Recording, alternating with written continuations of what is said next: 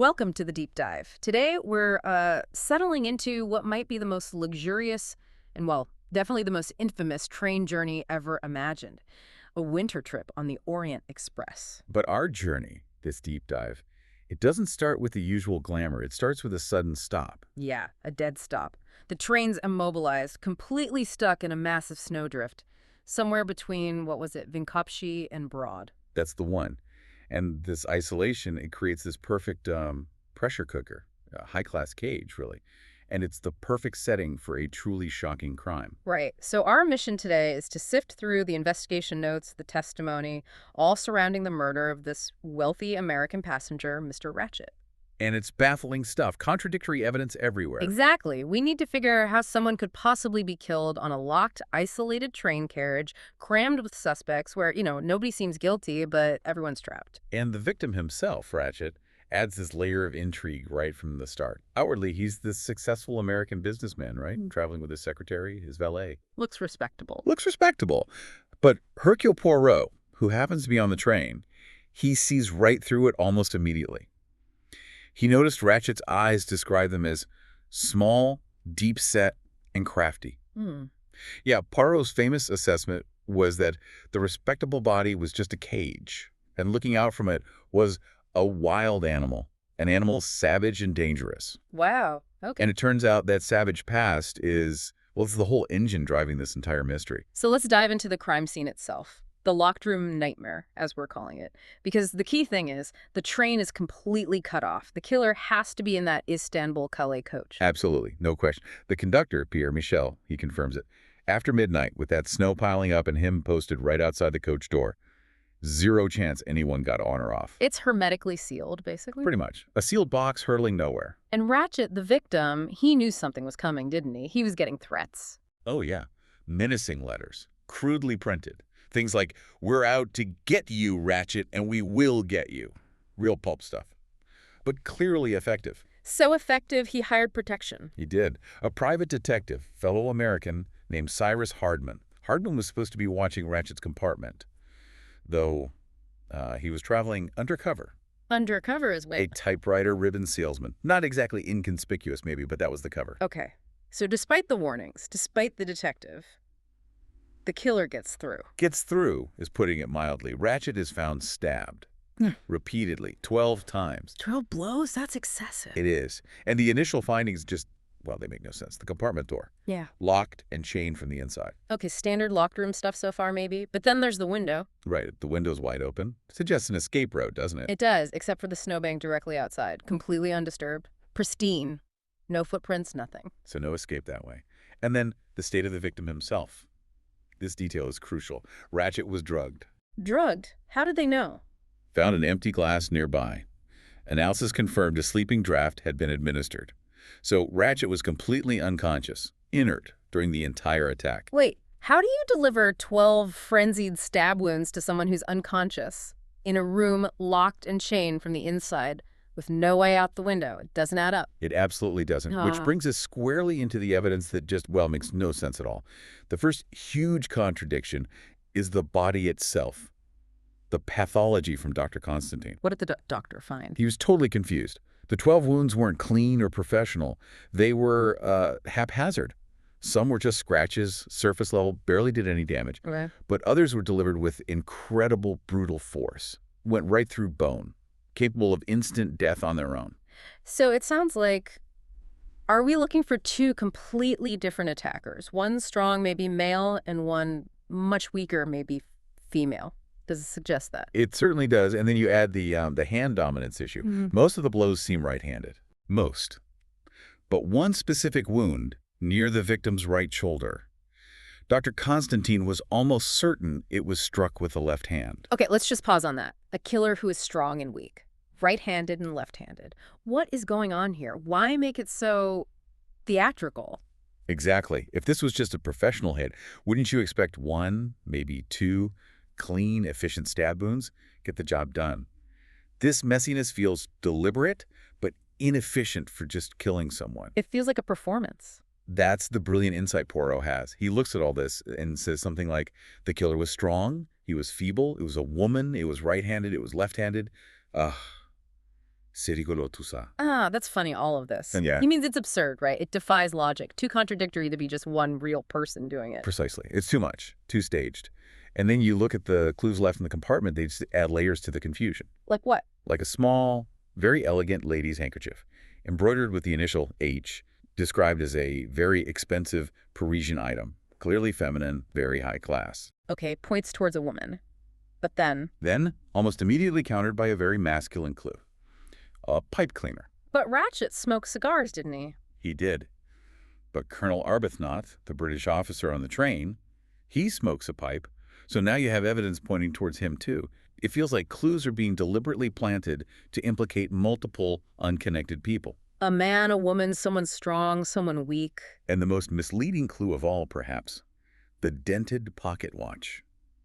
Found in Ratchett's pocket, its hand stopped dramatically at 1:15 a.m. Giving a nice, neat time of death. Exactly. Except it's almost certainly fake. Fake? How do we know? This is the aha moment, isn't it? The timeline flaw. This is it. Because Poirot himself was awake earlier that night. Well after the train stopped in the snowdrift around 12:37 a.m., he distinctly heard a voice from Ratchett's compartment. What did the voice say? It was in French. It said, "Ce n'est rien. Je me suis trompé," which means, "It is nothing. I was mistaken." Okay, but Yeah. wasn't Ratchett American? Did he speak French? That's the crucial point. His secretary, McQueen, confirms it later. Ratchett spoke absolutely no foreign languages. None. So, wait. If Ratchett didn't speak French, the voice Poirot heard at 12:37 couldn't have been Ratchett. Correct, which means Ratchett was likely already dead, or at least incapacitated by the drug, before 12:37 a.m. And the person who spoke French? Must have been the killer, or one of the killers, impersonating Ratchett, likely to reassure the conductor passing by that everything was fine in the compartment. Wow. So the watch, stopped at 1:15 a.m., isn't just wrong, it's a deliberate plant, a piece of theater. Exactly. Set specifically to create a false timeline, maybe give the killer or killers an alibi for that crucial earlier period. This wasn't spontaneous. This was planned meticulously. And the planning seems to extend to these mysterious figures people saw, right? The phantoms on the train. Yes.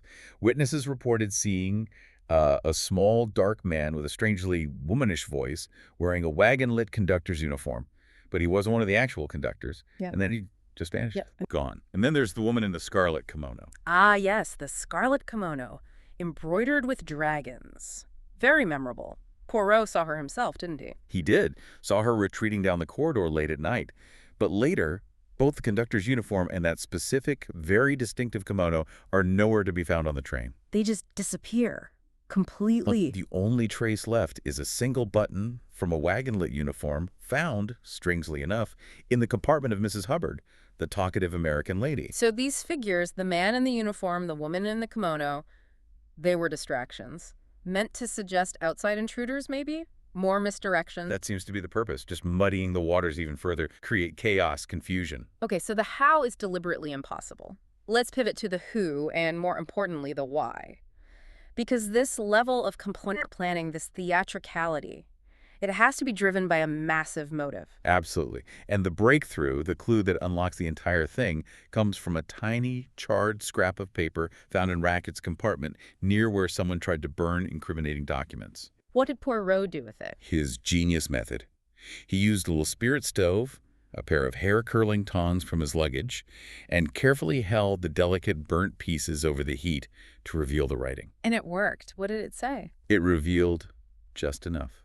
The words, "Member little Daisy Armstrong." Daisy Armstrong. That name, it clicks instantly, doesn't it? Ratchett isn't just Ratchett. No, Ratchett is Cassetti, an infamous figure in America. The man responsible for kidnapping and murdering a 3-year-old girl, Daisy Armstrong. A horrific, sensational crime. And the fallout from that crime was devastating, wasn't it? It wasn't just Daisy. Not at all. It was a cascade of tragedy. Daisy's mother, Sonia Armstrong, was pregnant when Daisy was killed. The shock caused her to go into premature labor, and both she and the baby died. Oh my God. Her husband, Daisy's father, Colonel Armstrong, a war hero, couldn't cope. He committed suicide. And there was someone else too, wasn't there? A servant. Yes, tragically. An innocent French nursemaid named Suzanne. The police suspected her, hounded her relentlessly. Driven to despair, she threw herself out of a window and died. All linked back to Cassetti. So, one man's crime led to at least 4 other deaths, destroying an entire family and taking an innocent life besides. Exactly. And the kicker, Cassetti, despite everyone knowing he did it, got away with it. Used his wealth, legal tricks, maybe bribery. He escaped all legal justice. And that failure of the justice system, that's the motive. It has to be. It is. Suddenly, Poirot looks around the train carriage at this odd collection of seemingly random passengers and realizes they're not random at all. They've all been lying about their past, their connections. Because they're all connected to the Armstrong case. Every single one of them, personally, deeply connected to the Armstrong family and the tragedy Cassetti unleashed. Wow. Let's walk through this. Who were they? How did they connect? Okay, you have the high society links first. There's Princess Dragomirov, the imperious Russian aristocrat. She was Sonia Armstrong's godmother, fiercely loyal. And then Countess Andreni, beautiful young woman traveling with her husband. Her passport had been subtly altered, smudged to hide her first name. Why? Who was she really? She was Helena Goldenberg before her marriage, Sonia Armstrong's younger sister, Daisy's aunt. So Sonia's sister and godmother are on the train. Who else? Then you have the people who worked for the Armstrongs, Edward Masterman, Ratchett's seemingly proper English valet. He was actually Colonel Armstrong's former Batman in the war, and later his valet. Devoted to the colonel. And the Italian, Foscarelli. Antonio Foscarelli, the voluble Italian-American car salesman. Turns out he was the Armstrong family's chauffeur. He adored little Daisy. Even Ratchett's own secretary, McQueen. Hector McQueen. His connection is slightly different, but just as deep. His father was the district attorney who prosecuted the Cassetti case. McQueen felt his father had been wronged, perhaps, by Cassetti's escape, and he also had great affection for Sonia Armstrong. It's like an army assembled from the wreckage of this family. It really is. Everyone has a reason, a debt to pay or a wrong to right. But the most stunning reveal, the one that sort of anchors the whole conspiracy, it's Mrs. Hubbard. The talkative American lady, the one who found the button. How does she fit in? She's a linchpin. Mrs. Hubbard, the seemingly ordinary, fussy American tourist, is actually Linda Arden. Linda Arden, the famous actress. The famous tragic actress. And more importantly, Sonia Armstrong's mother, Daisy Armstrong's grandmother. The grandmother, of course. Her presence explains the theatricality of it all. It absolutely does. And there's one final piece, the conductor himself, Pierre Michel. He's involved too. How? He confesses. He is the father of Suzanne, the innocent French nursemaid who killed herself after being wrongly accused in the Armstrong case. So, everyone. The passengers, the conductor. Yeah. Everyone in that coach except Poirot, Booch, and Constantine, they were all linked. 12 passengers plus the conductor makes 13. But the wounds? There were 12 wounds. Exactly. 12 wounds. 12 passengers involved in the plot, excluding the conductor who facilitated it. Poirot realizes this isn't coincidence. It can't be. The number 12. Yeah. It's symbolic. A jury. Precisely. This wasn't a simple murder. It was a collective execution, carried out by a self-appointed jury of 12. Which brings us to the final act. The 12 jurors and the 2 solutions Poirot offers. He figures out that the sheer impossibility, the contradictions, it was all by design. Yes. The goal wasn't just to kill Cassetti. It was to do it in such a way that no single person could ever be convicted, by making everyone participate. Each of the 12 delivered a blow. Some strong, some weak, some right-handed, some left-handed, mirroring the confusing wounds. They planted the contradictory clues, the handkerchief, the pipe cleaner, the fake voices, the phantom figures. You create maximum chaos. Maximum chaos and impossibility. Enough reasonable doubt for 12 different suspects that the authorities would be logically forced to conclude the crime was unsolvable, likely committed by an outsider who somehow escaped, and dropped the case entirely. It's genius in a terrifying way. They created a crime that looked too fantastic to be true, precisely so they could get away with it. A collective act of theater designed to ensure collective freedom. Exactly. And Poirot even deduces that the one person he believes didn't actually strike a blow was Countess Andreni, Helena. Sonia's sister. Why not her? He senses her husband, Count Andreni, who loves her deeply, likely took her place. He delivered a blow for her to shield her from the direct act of violence, even though she was fully part of the conspiracy. It adds another layer of complex human emotion to it. So Poirot figures all this out. He knows the truth. What does he do? He's faced with this extraordinary situation. He has this profound moral dilemma. He gathers Mibuk, the director of the train line, and Dr. Constantine, and he lays out everything he's deduced. But he doesn't just give them the truth. He offers them 2 possible solutions to present to the Yugoslavian police when they arrive. 2 solutions. What's the first one? Solution 1 is the simple one.